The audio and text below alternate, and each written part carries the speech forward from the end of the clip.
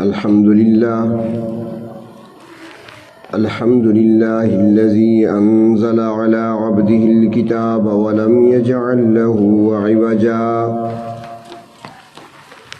تبارك الذي جعل في السماء بروجا وجعل فيها سراجا وقمرا منيرا وأشهد أن لا إله إلا الله وحده لا شريك له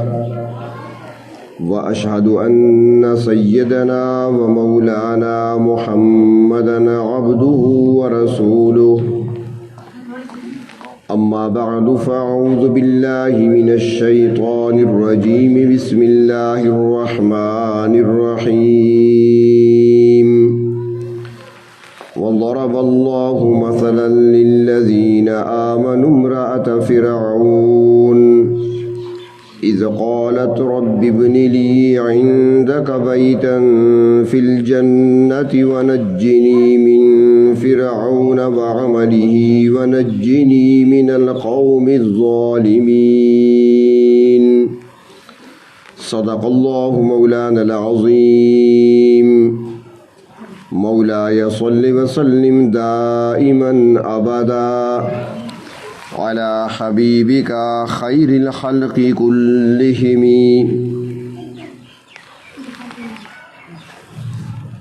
میرے محترم قابل عزت و تکریم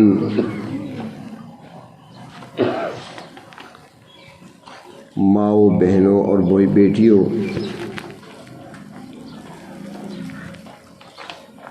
آج کا یہ پروگرام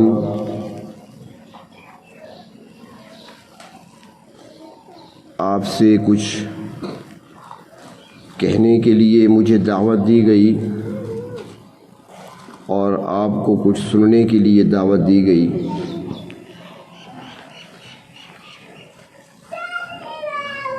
یہ جو تھوڑا سا وقت ہمیں ملا ہے کچھ کہنے اور سننے کا،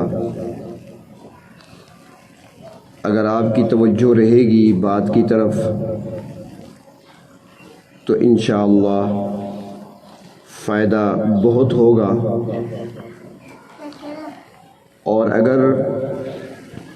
ساتھ نیت بھی خالص کر لی جائے تو پھر انشاءاللہ نتیجہ بھی بہتر ہوگا اور فائدہ دیر پا ہوگا. آپ کے سامنے 29واں پارہ 28واں پارہ اور 28ویں پارے کی آخری سورت تحریم کی آیت نمبر 11 تلاوت کی ہے. اس آیت مبارکہ میں اللہ رب العزت نے ایمان والوں کے لیے، چاہے وہ مرد ہیں چاہے وہ عورتیں، ان کے لیے ایک مثال بیان فرمائی ہے اور ایک مثالی زندگی کو بیان فرمایا ہے. ایک ایسا کردار بیان فرمایا گیا کہ جن کو نمونہ اور مثال سمجھتے ہوئے سامنے رکھ کر ہم اپنی زندگی کا فیصلہ کر سکتے ہیں کہ ہم نے کس طریقے سے اپنی زندگی گزارنی ہے.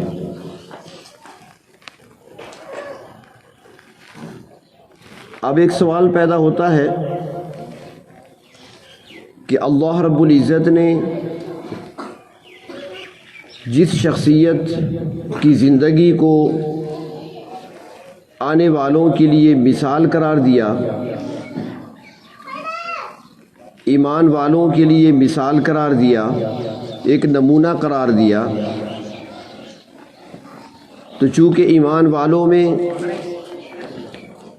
عوام الناس بھی شامل ہیں، علماء بھی شامل ہیں،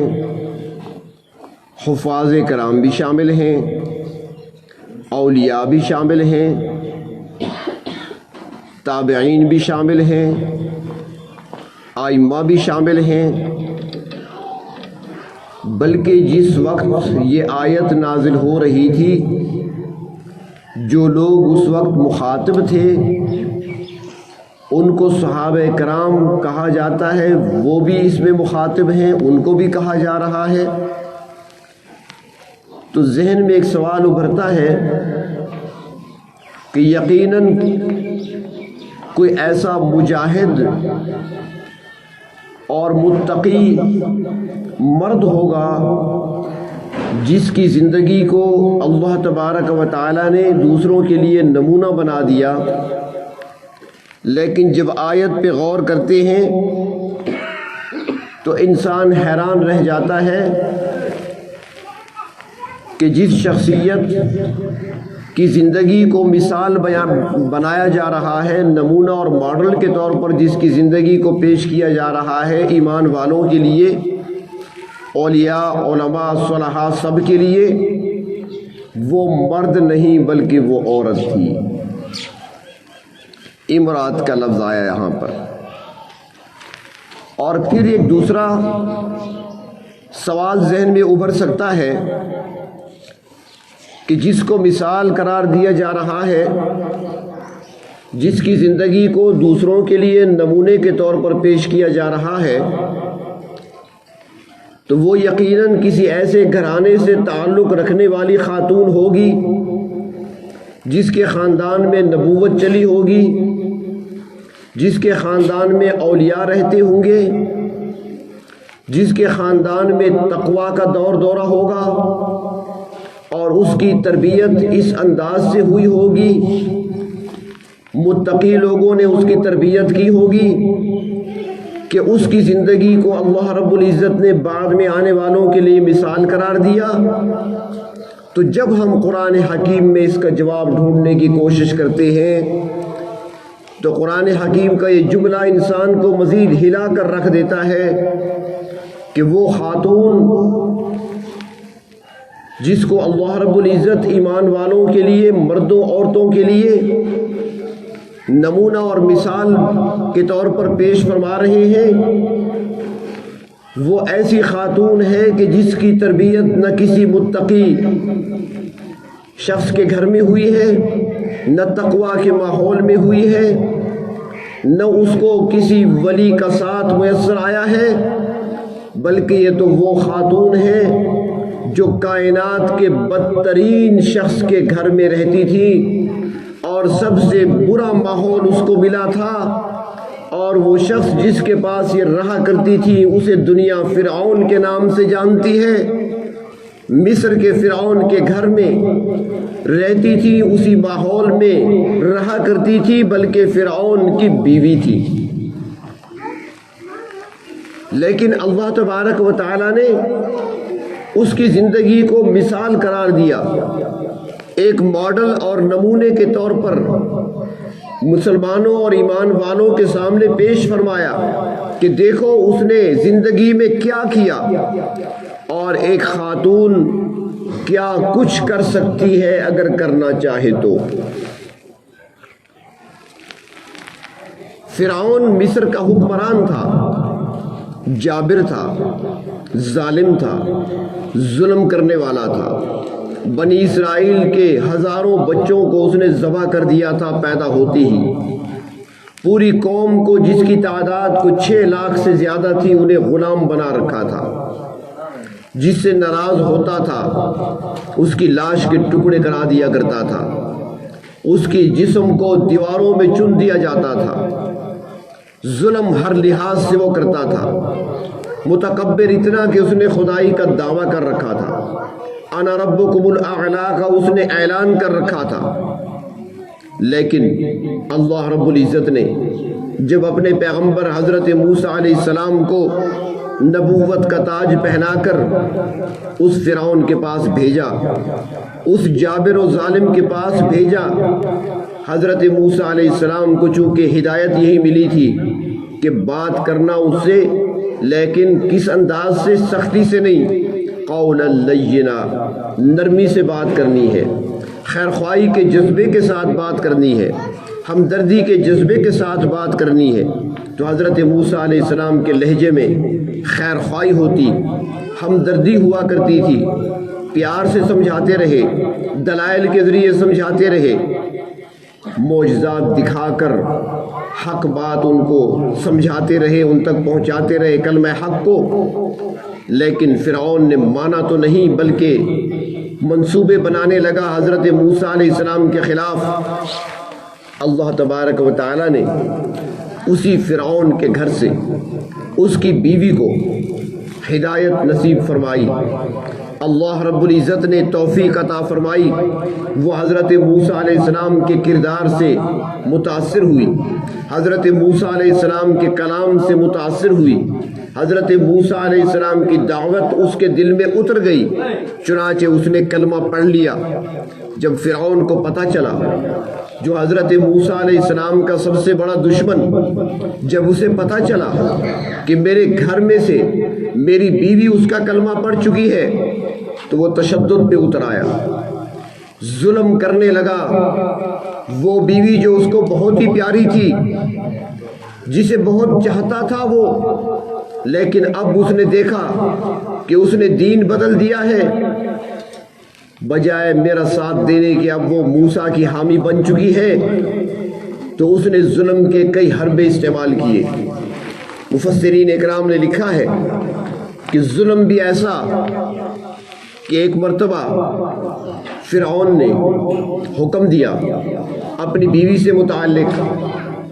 کہ اس کو کمرے میں بند کر دیا جائے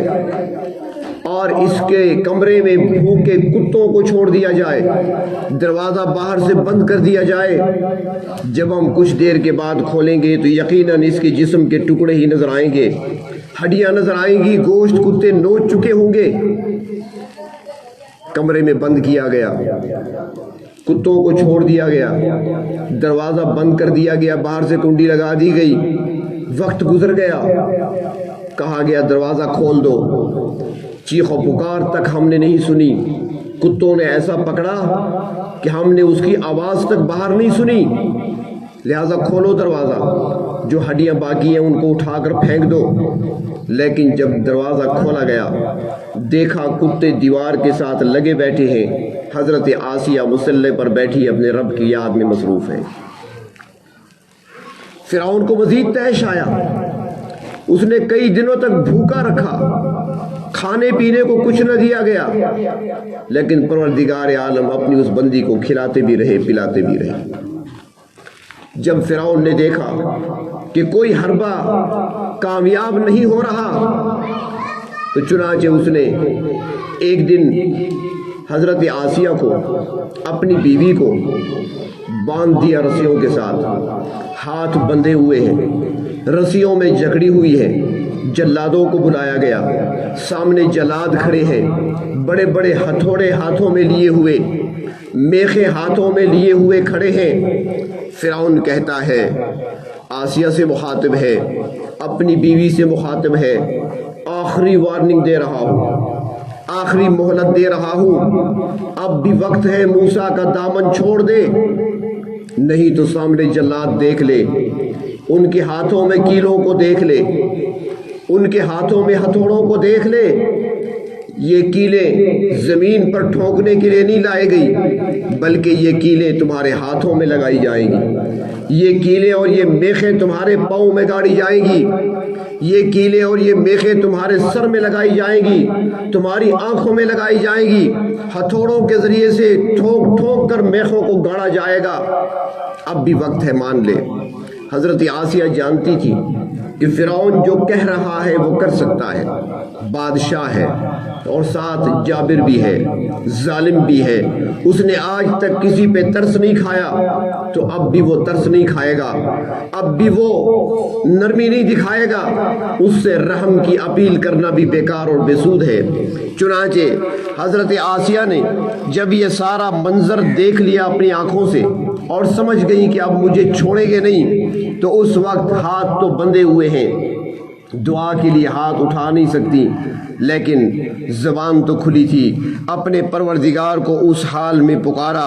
اللہ رب العزت نے حضرت آسیہ کی اس دعا کے کلمات کو یہاں پر بیان کر دیا قرآن حکیم میں، فرمایا کہ اذ قالت رب ابن لی عندک بیتا فی الجنہ، اے پروردگار میں آپ سے دعا کرتی ہوں کہ اب یہ سب کچھ میرے ساتھ کرنے والے ہیں جو انہوں نے دکھایا ہے، یہ میخیں میرے جسم میں گاڑی جانے والی ہیں، ہیں، اے میرے پروردگار مجھے اپنے پاس بلا لیجئے، اے میرے پروردگار مجھے اپنے قریب ہی گھر اور ٹھکانہ عطا فرما دیجئے، وَنَجِّنِي مِن فِرْعَوْنَ وَعَمَلِهِ، اے پروردگار مجھے فرعون سے بھی نجات دے دیجئے اور فرعون کے کارندوں سے بھی مجھے بچا لیجئے، وَنَجِّنِي مِنَ الْقَوْمِ الظَّالِمِينَ، اور ان ظالم لوگوں سے مجھے بچا لیجئے۔ حضرت آسیہ نے اس انداز سے دعا کی، درد دل سے نکلی ہوئی دعا عرش الہی سے جا ٹکرائی۔ پروردگار عالم نے فرمایا ملک الموت سے، حضرت اسرائیل علیہ السلام سے، اسرائیل جاؤ جلدی، میخیں گاڑے جانے سے پہلے آسیہ کی روح کو میرے پاس لے آؤ۔ چنانچہ حضرت آسیہ کی روح قبض کر دی جاتی ہے، اور میخیں لگانے والے جب میخیں گاڑ رہے تھے، حضرت آسیہ کا جسم تو تھا لیکن روح نہیں تھی۔ پروردگار عالم نے اپنے پاس بلا لیا۔ اب اتنی قربانی جب دیتے ہیں تو پروردگار عالم بڑی قدردانی کرتے ہیں، اپنے بندوں کے اعمال کی بڑی قدردانی فرماتے ہیں۔ اللہ رب العزت نے قدردانی ایسی فرمائی کہ جب حضرت آسیہ کی روح پہنچتی ہے پروردگار عالم کے پاس، فرماتی ہیں کہ اللہ تعالیٰ نے پوچھا آسیہ ناراض تو نہیں ہونا؟ حضرت آسیہ عرض کرتی ہیں میرے رب ناراض نہیں ہوں۔ فرمایا بڑی قربانی دی ہے تو نے، میں بھی انعام اتنا بڑا دوں گا۔ حضرت آسیہ فرماتی ہیں اے پروردگار انعام کیا ملے گا؟ اللہ فرماتی ہیں کہ اے آسیہ اس زمین اور اس دھرتی پر سب سے بدترین شخص تیرا شوہر تیرا خاوند تھا، اور اس بدترین شخص کے مظالم سے تجھے نجات دی ہے، اور وہ بدترین شخص تھا، جابر و ظالم تھا، کائنات کا برا انسان تھا، اور اس کا تو نے مقابلہ کیا ہے۔ ایمان پر ڈٹ گئی ہو تم، انعام میں وہ دوں گا اب کہ اس کائنات کے سب سے افضل انسان سے تیرا میں نکاح کرتا ہوں، ایسی شخصیت سے تیرا نکاح کہ اس جیسی ہستی دنیا میں نہ آئی تھی نہ آئے گی، جسے دنیا محمد کے نام سے جانتی ہے صلی اللہ علیہ وسلم۔ اور یہی وجہ ہے، حدیث شریف میں آتا ہے کہ جب حضرت خدیجہ الکبریٰ رضی اللہ تعالی عنہا کا وفات کا وقت آیا تو نبی اکرم صلی اللہ علیہ وسلم نے حضرت خدیجہ سے فرمایا تھا کہ خدیجہ جب وہاں پہنچنا نا تو میری 2 بیویاں ہیں، تمہاری 2 سوکنی ہیں، ان کو میرا سلام کہنا۔ حضرت خدیجہ نے عرض کیا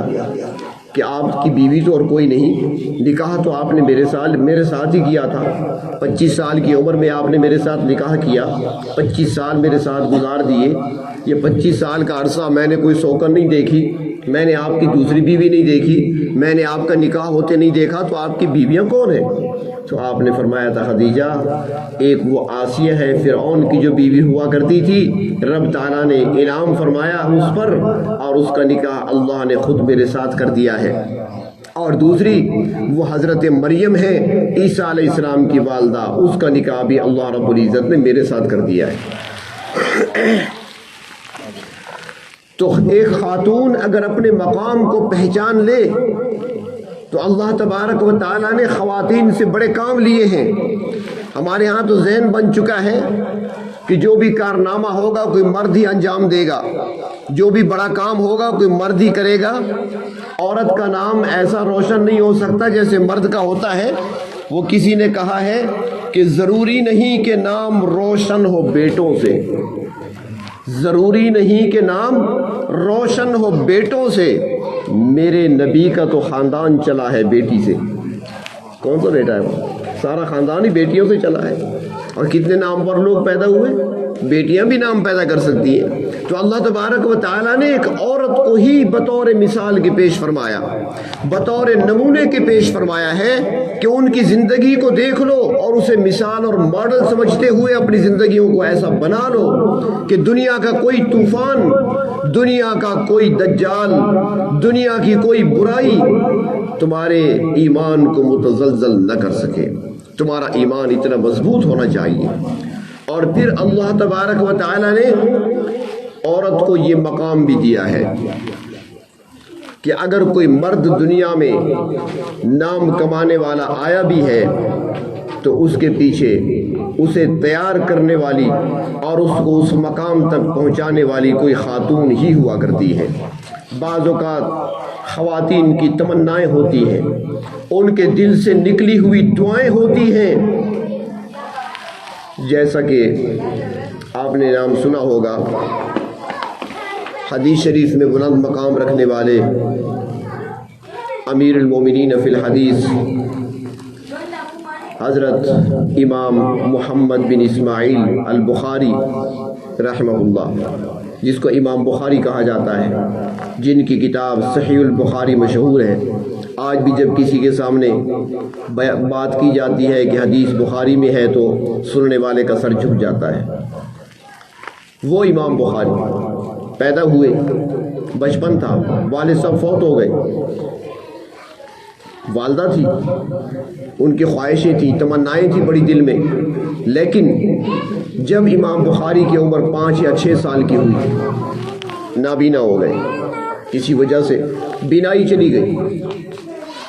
والدہ پریشان ہو گئی، دعائیں مانگتی ہے، میرے پروردگار میں نے تو اس کا نام محمد رکھا تھا، اور محمد کیوں رکھا تھا کہ اللہ آپ کے محبوب کا نام جو محمد ہے اسی نسبت سے میں نے نام رکھا تھا، اور یہ خواہش تھی میری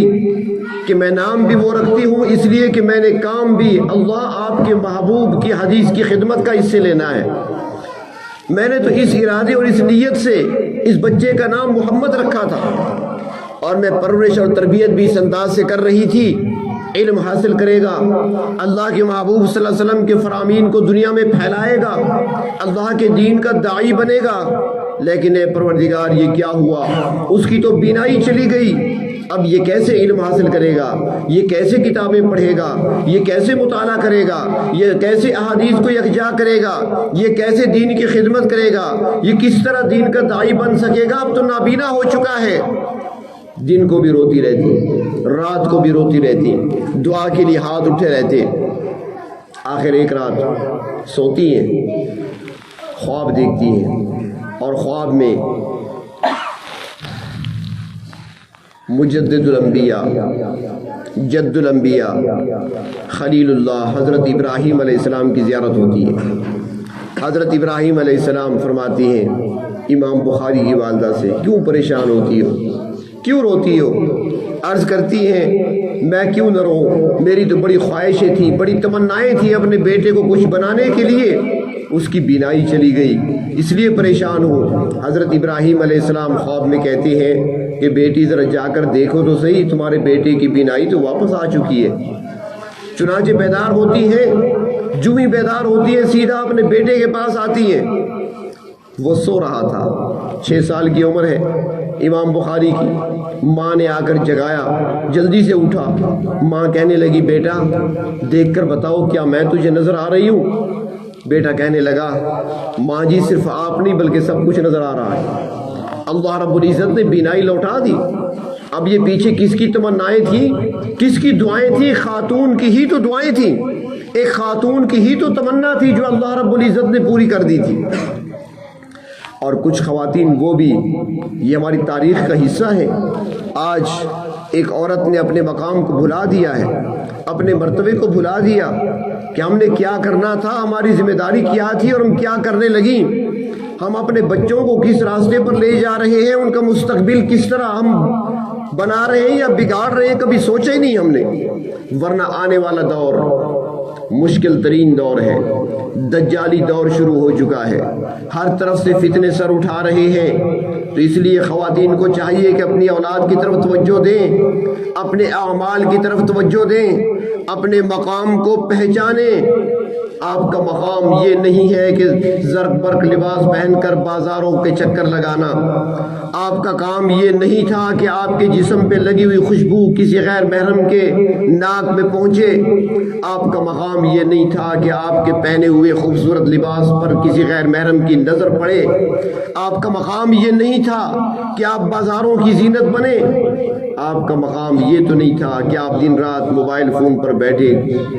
چیٹنگ کرتے رہیں یا ڈرامے دیکھتے رہیں۔ اپنی ذمہ داریوں کو سمجھیں۔ علماء نے لکھا ہے کہ ایک جوڑا رہتا تھا میاں بیوی، اور دونوں ہی نیک تھے، دونوں متقی تھے، پرہیزگار تھے۔ ان کا ایک بچہ پیدا ہوا، بچہ ابھی چھوٹی عمر میں تھا کہ اس کے والد فوت ہو گئے، باپ فوت ہو گئے، ساری ذمہ داری ماں کے کندھوں پہ آ پڑی، بچے کی تربیت کی بھی، اس کو پالنے پوسنے کی بھی، اس کی خدمت کی بھی۔ ماں بھی بڑی نیک خاتون تھی، تو اس کے دل میں بھی ایک ہی تمنا اور خواہش ابھری کہ میں نے اپنے بچے کو کچھ بنانا ہے، میں نے اس کی ایسی تربیت کرنی ہے تاکہ یہ اللہ کا ولی بن جائے، اللہ کے پیارے بندوں میں، اللہ کے پسندیدہ بندوں میں اس کا نام آئے، اولیاء کی صف میں اس کا نام ہو، اور علماء صلحاء کی مجلسوں میں جب یہ بیٹھے تو اس کا مقابلہ کرنے والا کوئی عالم نہ ہو۔ ایک تمنا تھی، خواہش تھی، لیکن ایک خاتون کیا کچھ کر سکتی ہے، ذرا اس واقعے کو اپنے سامنے رکھ کر دیکھیں۔ اگر کوئی خاتون کہے میں کیا کر سکتی ہوں، بے بس ہوں، کمزور ہوں، تو ذرا اس خاتون کے اس واقعے کو اپنے سامنے رکھیں۔ بچہ جب 5-6 سال کا ہوا، کھیلنے کودنے لگا، ماں نے سوچا یہی عمر ہے، اگر میں نے اس کو کام پہ نہ لگایا، جو میری تمنا تھی، خواہش تھی، اور میرے خاوند بھی یہی چاہتے تھے، تو پھر یہ بگڑ جائے گا، لڑکوں کے ساتھ کھیل کود میں لگ کر اپنے آپ کو بگاڑ لے گا۔ چنانچہ والدہ نے 2-4 خواتین سے رابطہ کیا جو نیکی اور تقوی میں مشہور تھیں، جو صاحب علم خواتین تھی، ان سے جا کر پوچھا کہ اپنے بچے کے بارے میں پریشان ہوں، اور میری یہ خواہش ہے، میری تمنا ہے، اور اس کے والد کی بھی خواہش یہی تھی، لیکن وہ دنیا میں نہ رہے، اب ایسا کوئی طریقہ بتاؤ، بچے کو میں کہاں لے جاؤں، کس کے پاس لے جاؤں جہاں پر یہ تعلیم بھی حاصل کرے اور اچھی تربیت بھی۔ تو مشورہ دیا گیا اسے کہ ہمارے اسی شہر کے ایک کنارے پر ایک مسجد ہے، وہاں پر ایک بڑے متقی پرہیزگار عالم رہتے ہیں، اللہ والے ہیں، وہ چند ہی بچوں کو اپنے پاس رکھتے ہیں، زیادہ بچے نہیں ہوتے، چند ایک بچے ان کے پاس ہوتے ہیں، وہ خوب ان کی تربیت بھی کرتے ہیں اور ان کو تعلیم بھی دیتے ہیں، اور ساری محنت وہ خود کرتے ہیں۔ اگر آپ نے بچے کو کچھ بنانا ہے تو ان کے پاس لے جائیں۔ چنانچہ یہ بچے کو لے کر اس عالم دین کے پاس پہنچی اور اس سے جا کر کہا کہ حضرت میں آپ کے پاس آئی ہوں، میرا ایک ہی بچہ ہے جسے میں آپ تک لائی ہوں، اس کا والد فوت ہو چکا ہے، میں بیوہ ہوں اور یہ بچہ یتیم ہے، اور میں اسے کچھ بنتا ہوا دیکھنا چاہتی ہوں تاکہ یہ کچھ بن جائے۔ میں چاہتی ہوں کہ یہ اللہ کا ولی بھی بنے، بہت بڑا عالم بھی بنے، مرد صالح بھی بنے اور متقی بھی بنے۔ میں آپ کے پاس لائی ہوں، امید ہے کہ آپ میری درخواست کو رد نہیں فرمائیں گے اور میرے بچے کو قبول کر لیں گے۔ کچھ اس انداز سے اس خاتون نے بات کی کہ وہ اللہ والے انکار نہ کر سکے۔ انہوں نے کہا ٹھیک ہے، چھوڑ دو میرے پاس، لیکن ساتھ ہی اس خاتون نے 2 درخواستیں اور پیش کر دی۔ اس نے کہا میری ایک درخواست تو یہ ہے کہ جب تک میرا بچہ ولایت کا مقام حاصل نہیں کر لیتا، جب تک یہ علم میں ایک مقام اور مرتبہ حاصل نہیں کر لیتا، یعنی جب تک یہ عالم نہیں بن جاتا، جب تک یہ ولی نہیں بن جاتا، اسے میرے پاس آپ نے نہیں بھیجنا، اس وقت تک اسے اپنے پاس رکھنا ہے اور میں اس پر صبر کروں گی۔ چنانچہ دوسری درخواست اس نے خاتون نے یہ کر دی، اس نے کہا کہ حضرت ایک اور درخواست بھی ہے، اور وہ یہ ہے کہ میری ایک ہی تمنا تھی، میری ایک ہی خواہش تھی، اور میں اس بچے کو کچھ بنتا ہوا دیکھنا چاہتی تھی، لہٰذا آپ میرے لیے یہ بھی دعا کریں کہ اللہ رب العزت مجھے اس وقت تک زندہ رکھے کہ میں اپنی آنکھوں سے اپنے ولی بیٹے کو، اپنے عالم بیٹے کو دیکھ سکوں۔ اللہ والے نے یہ درخواستیں بھی منظور کر لیں، بچے کو چھوڑا، واپس گھر آ گئی، دروازہ بند کر کے اپنے گھر میں بیٹھ گئی، گھر کے کام کاج میں مصروف ہو گئی۔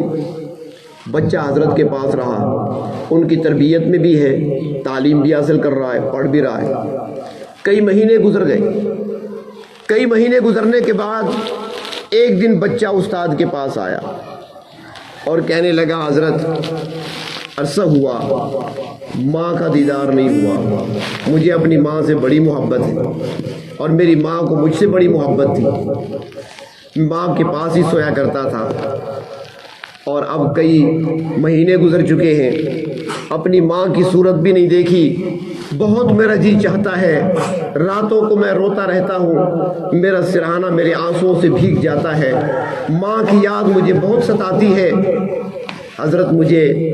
صرف ایک دن کی چھٹی دے دیں، میں اپنی والدہ سے مل کر واپس آ جاؤں گا، میرا وعدہ ہے صرف ایک دن کے لیے جاؤں گا، والدہ کو دیکھ کر مل کر ملاقات کر کے واپس آ جاؤں گا۔ استاد سوچ میں پڑ گئے، ایک طرف ان کی والدہ سے وعدہ کیا تھا،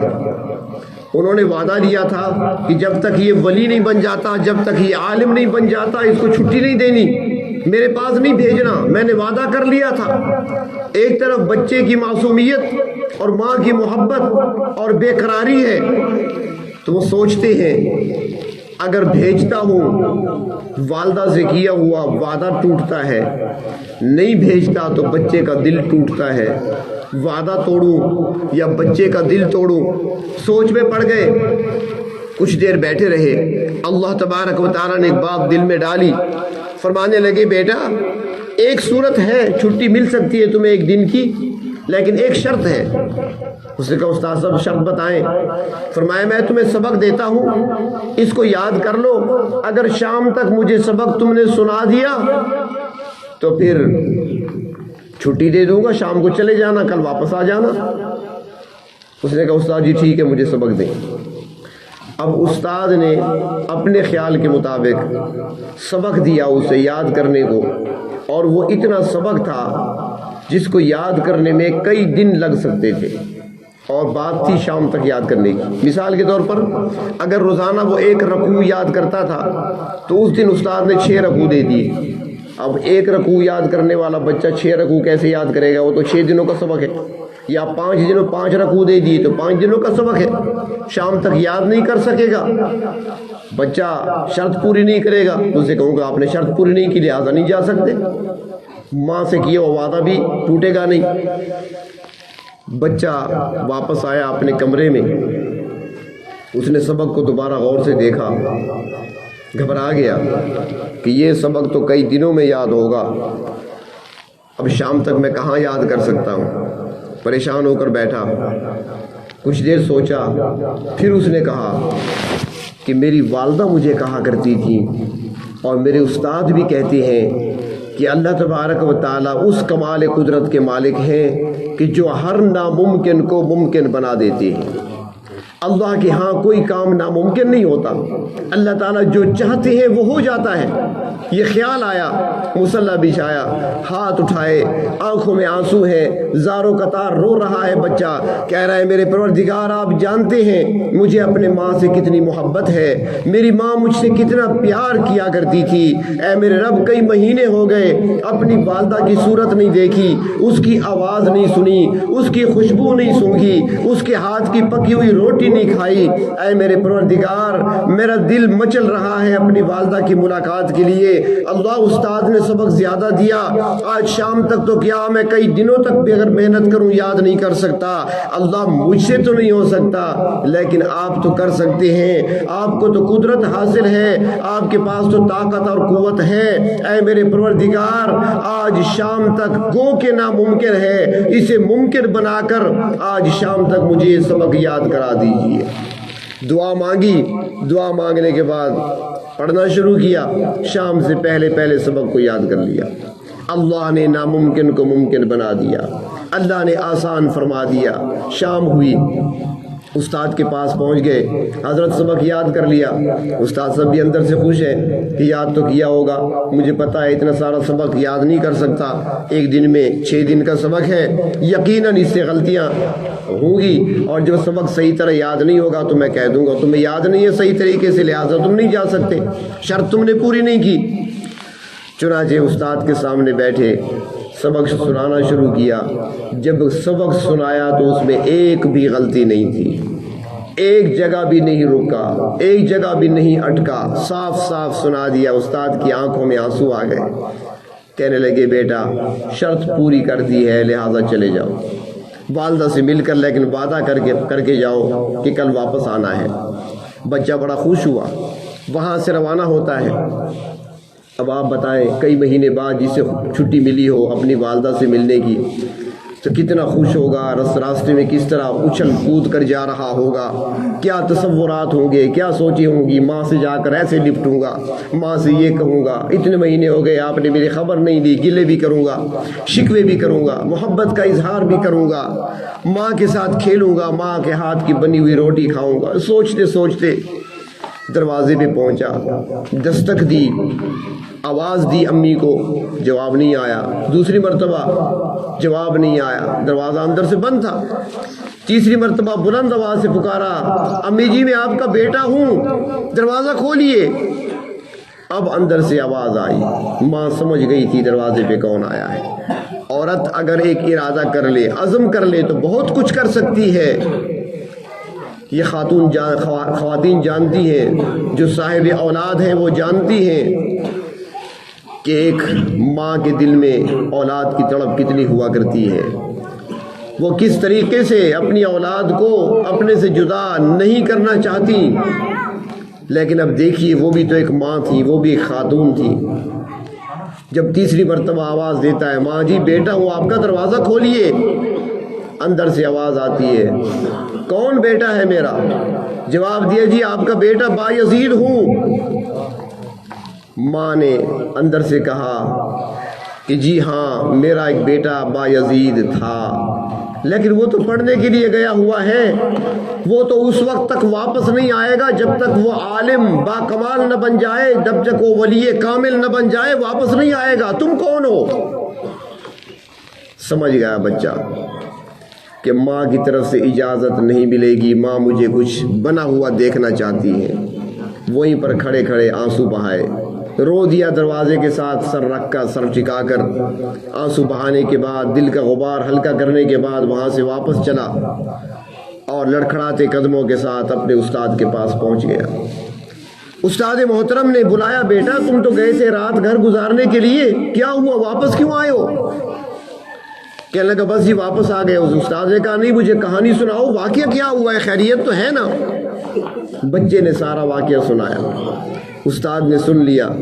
اور سمجھ گئے کہ ماں بھی با کمال ہے تو یہ بچہ بھی کمال سے خالی نہیں ہے، سمجھدار بچہ ہے۔ تو استاد نے زیادہ محنت شروع کر دی، تربیت بھی کر رہے ہیں، پڑھا بھی رہے ہیں، اور اس حال میں ایک دو دن مہینوں کی سال کی بات نہیں، 16 سال تک بایزید استاد کے پاس رہے، 16 سال تک اپنی والدہ کا چہرہ نہیں دیکھا، اور 16 سال تک والدہ نے اپنے بچے کو نہیں دیکھا۔ 16 سال گزر گئے، پڑھتے رہے، وہاں پر تربیت پاتے رہے۔ استاد بھی با کمال تھا، شاگرد بھی با کمال تھا۔ 16 سال گزرنے کے بعد ایک رات استاد محترم رات کو سو رہے ہیں، آدھی رات کا وقت ہے، سحری کا وقت ہے، تہجد کا وقت ہے، خواب دیکھا۔ خواب میں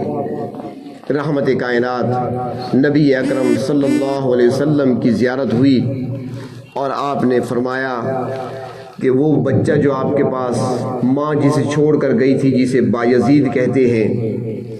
اللہ رب العزت نے اسے ولایت کبریٰ عطا فرما دی ہے، لہٰذا اللہ تعالیٰ اب اس سے کام لینا چاہتے ہیں، اب اس کو روکے نہیں بلکہ اسے رخصت کر دیں، اس کو اجازت دے دیں۔ خواب سے جو ہی آنکھ کھلی، نیند سے بیدار ہوئے، سیدھا بایزید کے کمرے میں آتے ہیں، اس نوجوان کے کمرے میں آتے ہیں جس پر 16 سال محنت کی تھی، جس کی تربیت کی تھی،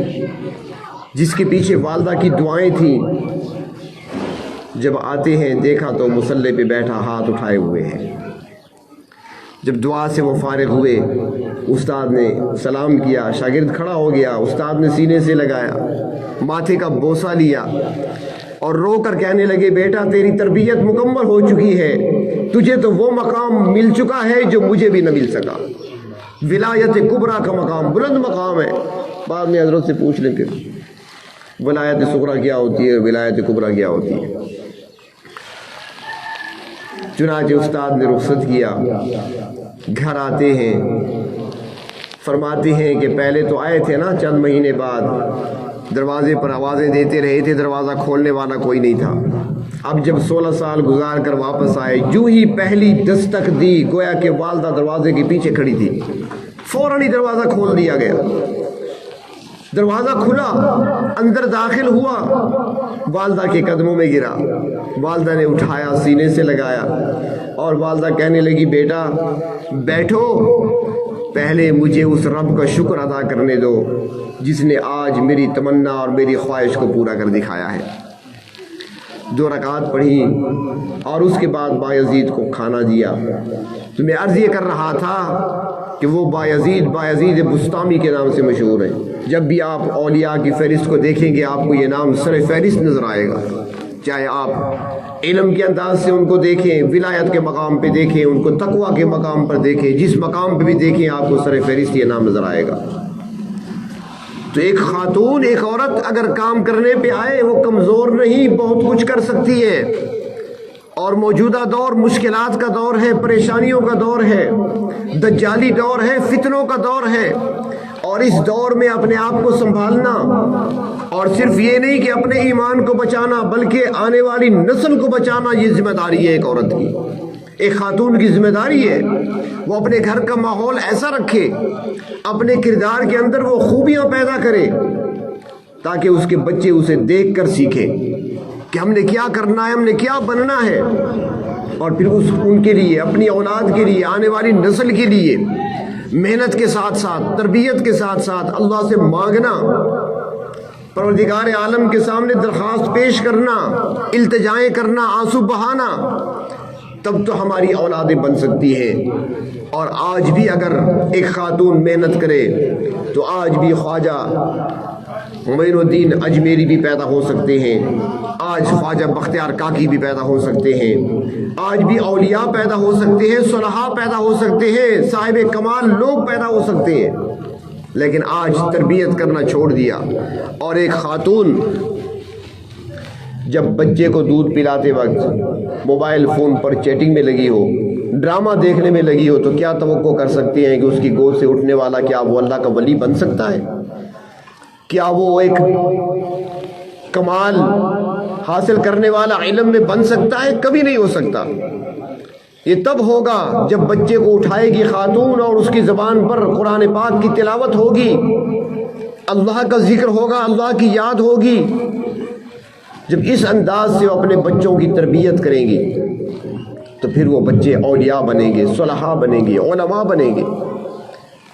وہ اپنے ایمان کی حفاظت کرنا بھی جانیں گے اور دوسروں کے ایمان کو بچانے کا ذریعہ بھی بنیں گے۔ تو خدا را اپنے مقام کو پہچانیے، فتنوں کے اس دور میں، دجالی دور میں اپنے ایمان کو بھی بچائیے، اپنی اولاد کے ایمان کو بھی بچائیے۔ ہر طرف فتنے پھیلے ہوئے ہیں، اور شاید کہ اللہ کے محبوب صلی اللہ علیہ وسلم نے ایسے دور کے بارے میں بھی فرمایا تھا کہ ایسا دور آئے گا کہ صبح کو انسان مسلمان ہوگا اور شام کو جب موت آئے گی تو کفر پہ آئے گی، شام کو بندہ مسلمان ہوگا، کلمہ پڑھتا ہوگا، اور صبح کو موت آئے گی تو کلمہ کفر ادا کرتے ہوئے اسے موت آئے گی۔ اللہ تبارک و تعالیٰ ہم سب کو اپنی حفاظت میں رکھے، اور اس کے لیے تربیت کرنی ہے۔ اپنے گھر کے ماحول کو بنانا یہ خواتین کی ذمہ داری ہے، کیونکہ جس طرح کا ماحول ہم دیں گے اپنے گھروں کے اندر، بلکہ صرف بچے تو کیا،